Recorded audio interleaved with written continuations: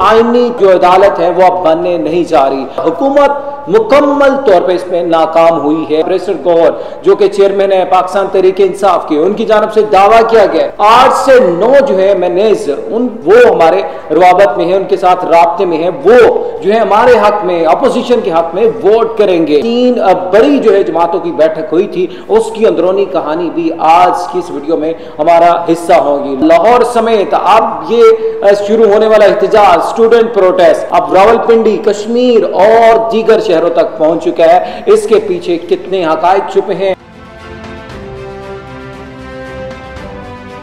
अस्सलाम वालेकुम, DS digital TV में खुश आमदीद। मेरा नाम राना साजिद है। आईनी तरमीम को लेके जिसमें बहुत लंबे अरसे के साथ एक जोड़ तोड़ का सिलसिला जारी था, रूठने मनाने का सिलसिला जारी था। कभी मौलाना साहब को मनाया जा रहा है तो कभी दीगर जो हुकूमती इत्तेहाद की जमात है उनको मनाया जा रहा था। बिलावल भुट्टो इस तमाम तर सिनेरियो में बहुत ज्यादा एक्टिव नजर आए। उन्होंने कहा आईनी अदालत हर सूरत बनेगी, और जिस अंदाज से वो गुफ्तगू करते हैं आप सब लोगों को पता है। और उन्होंने कहा था आईनी अदालत वक्त की जरूरत है। कायदे आज़म ने कहा था कि आईनी अदालत बननी चाहिए, ना सिर्फ सूबों में बल्कि वफाक में, बल्कि चारों सूबों में आईनी अदालत के जो है वो क़याम लाजमी है।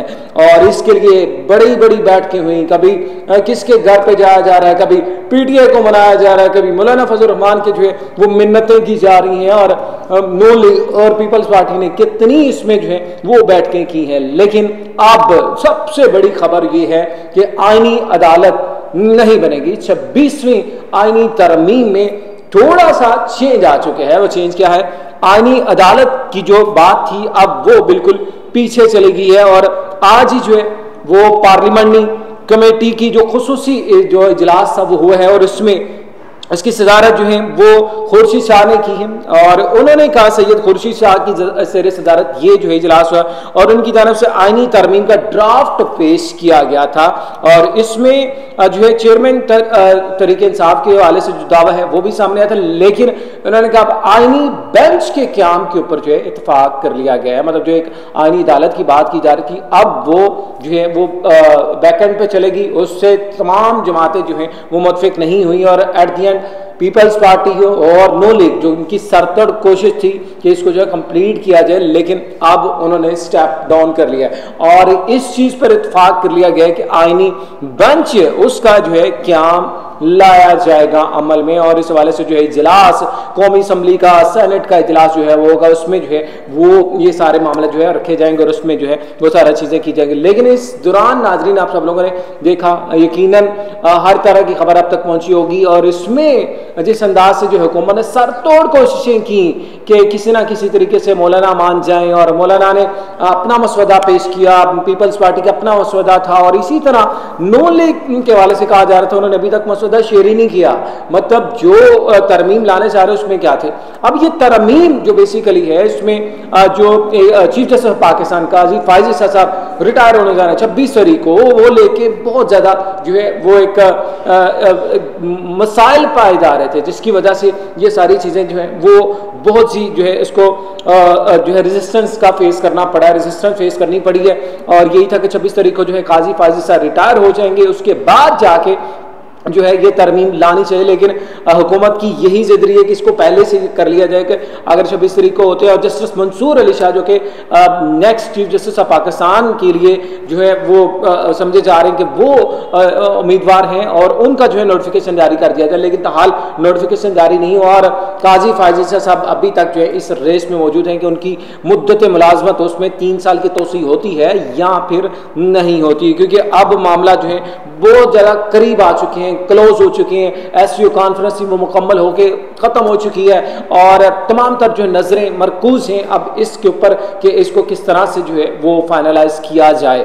और स्पेशली जो मुनहरिफ अरकान थे जिनका वोट शुमार नहीं किया जाता था पहले, उनका वोट जो है बड़ी जो है अहमियत अख्तियार कर गया कि कौन से अरकान असम्बली किसको जो है अपनी पार्लियामेंट्री पार्टी की हिदायत के खिलाफ जाके भी वोट कास्ट कर सकेंगे, उनको भी जो दिया गया आर्टिकल 63 के तहत, तो उसमें भी ये सारी चीज़ें जो है बड़ी मैटर अख्तियार कर चुकी हैं। तो वो मसला भी सामने आएगा। इसके साथ ही साथ अगर हम बात करें सबसे बड़ी जो है वो स्टेटमेंट आज के हवाले से, तो जिस तरह हम बात करें 3 बड़ों की बैठक हुई जिसमें मुस्लिम लीग नून के सदर नवाज शरीफ ने जाती उमरा पे अपनी रिहाइश गाह में सदर Pakistan Asif Ali Zardari, chairman Peoples Party Bilawal Bhutto Zardari, उनको जो है वो दावत दी और साथ ही साथ मौलाना फजल रहमान को जो अपने घर में दावत दी और मरियम नवाज भी मौजूद थी, शहबाज शरीफ साहब भी मौजूद थे। और इस बैठक का मतलब भी मकसद भी सिर्फ यही था कि तमाम तर जो है वो आईनी तरमीम के हवाले से, आईनी अदालत के क़याम के हवाले से जो है मुतफ़िक़ा तौर पर जो है वो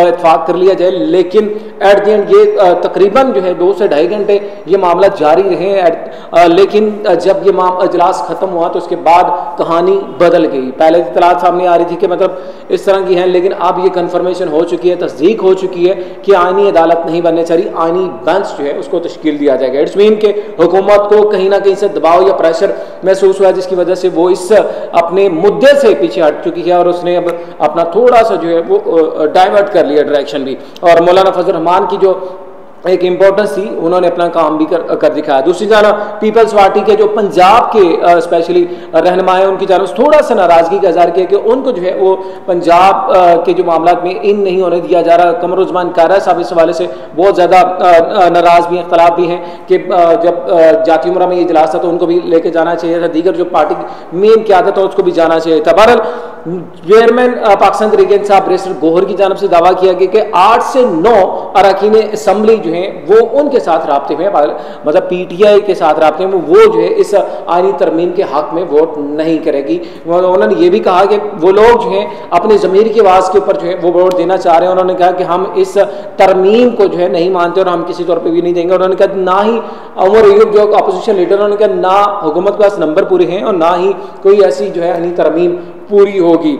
मतलब एड़ी चोटी का जोर लगाया जा रहा है दोनों जमातों की जानब से। दोनों तो अपोजिशन इत्तेहाद है और उधर हुकूमती इत्तेहाद है, दोनों धड़ों की जानब से पूरा जो जोर लगाया जा रहा है कि आईनी तरमीम, आईनी अदालत का काम हो सके। लेकिन अब आईनी बेंच तक जो है मामला पहुंचे और आज ही तहरीक इंसाफ भी इस हवाले से अपना जो है वो मसवदा पेश करेगी और उसके बाद जाके ये सारी चीज़ें सामने आएंगी। और इन्होंने हिकमत अमली भी पाकिस्तान तहरीक इंसाफ की जानब से बनाई गई है कि जो कम से कम अरकान जो हैं वो इजलास अटेंड करेंगे, मतलब जो मेन लोग हैं, मरकजी रहनुमा हैं, वो इजलास असम्बली के इजलास स्टैंड करेंगे। बकिया जो अरकान असम्बली हैं वो नहीं आएंगे। मतलब इन्होंने एक स्ट्रैटेजी अपना लिया इस असम्बली के इस सारी जो है आईनी बेंच के तश्कील के हवाले से जो हुक्मरानी है। तो बहरहाल ये मामला सारे चल रहे हैं। लेकिन साथ ही साथ बानी पीढ़ी के हवाले से कल हमने आपके साथ कुछ खबरें शेयर की थी और उनकी हालत के हवाले से कुछ बातें की थी। तशवीशनाक सूरत हाल बताई जा रही है। लेकिन अब एक खुशी की खबर सामने आई है और गुड न्यूज़ ये है कि ये इतलात आई है कि उनका जो है सबसे पहले तो न्यूज़पेपर वो बहाल किया गया और खाने की उन्होंने, क्योंकि भूख हड़ताल भी की थी, ये इतलात आई थी, अब वो खाना भी उन्होंने अपना प्रॉपर रूटीन से कर दिया और साथ ही साथ जो शेविंग किट है और इस तरह की दीगर जो मतलब डेली यूजेस की चीज़ें अब वो बिल्कुल अपने नॉर्मल रूटीन के आ चुकी हैं। और अहम तरीन ज़रा ये भी इतलात देखने के कुछ लोगों की जानब से मतलब अहम तरीन एक मुलाकात भी हुई है। अब इसमें कितनी सदाकत है यार, इसका क्या रिजल्ट आता है, क्या इम्पैक्ट पड़ता है, तो ये तो आने वाला वक्त बताएगा। लेकिन अब कहीं ना कहीं हुकूमत जो कि बिल्कुल खुलेआम ये कह रही थी, बिलावल भुट्टो जरदारी ये कह रहे थे कि आईनी अदालत बन के रहेगी, आईनी अदालत को बना के दम लेंगे, लेकिन अब वो जो है वो एजेंडा अब दम तोड़ता हुआ दिखाई दे रहा है। लेकिन फिर भी आईनी बेंच के क़याम के हवाले से जो है वो सारी चीज़ें मौजूद हैं और इजलास जो है इसमें इसको फाइनलाइज किया जाएगा। और ये हुकूमत की तरफ फाइनल हुआ है कि पहले जो है सेनेट के इजलास होगा, उसके बाद जो है वो कौमी असम्बली का इजलास होगा जिसमें ये सारी चीज़ें रखी जाएंगी। आने वाली वीडियो में बताएंगे कि क्या ये वाकई में इसके ऊपर जो है वो सारी चीज़ें मतलब कंप्लीट आती हैं। और इसके अलावा साथ ही साथ बानी पीटीआई की जो अपडेट्स हैं उस हवाले से भी आप अपने कमेंट सेक्शन में कुछ राय ऐड करना चाहते हैं, अपनी फीडबैक देना चाहते हैं तो ज़रूर दीजिएगा। नेक्स्ट वीडियो में दोबारा मुलाकात होगी। इस चैनल को स्पेशली DS डिजिटल TV को लाजमी लाइक, शेयर और सब्सक्राइब करें ताकि आपको तमाम ताज़ा तरीन जो मुल्क की सियासी सूरत हाल है उससे आगाह रहने का मौका मिले। इजाज़त है, अल्लाह हाफ़िज़।